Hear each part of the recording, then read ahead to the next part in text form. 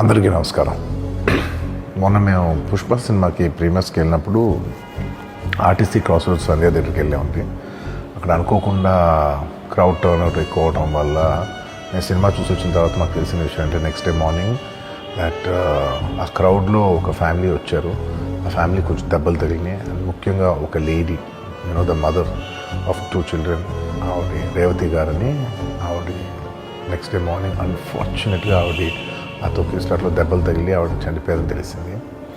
అది తెలియగానే మేము సుకుమార్ గారు, మేమందరం మొత్తం ఎంటైర్ టీమ్ ఆఫ్ పుష్ప అందరం సడన్గా డిసప్పాయింట్ అయిపోయి ఒక షాక్లోకి వెళ్ళాము. ఎందుకంటే అసలు ఇది వెరీ అన్ఎక్స్పెక్టెడ్. ఎందుకంటే లాస్ట్ 20 ఏళ్ళుగా ఆల్మోస్ట్ అన్ని సినిమాలకి మెయిన్ థియేటర్కి వెళ్ళి సినిమాలు చూసి వస్తాం అనేది ఒక తెలియని ఆనవాయితీ లాంటిది. అండ్ ఇన్నేళ్ళుగా ఎప్పుడు జరగలేదు. సడన్గా ఇది జరిగేసరికి మేమందరం కూడా చాలా డిసప్పాయింట్ అయ్యి చాలా షాక్లోకి వెళ్ళాం.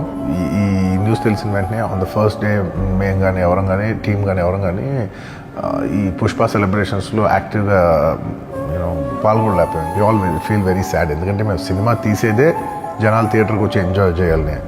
అలాంటి థియేటర్లో ఇలా ఒక ఇన్సిడెంట్ అయ్యేసరికి వి ఆల్ అది మాటలో చెప్పలేకపోతున్నా.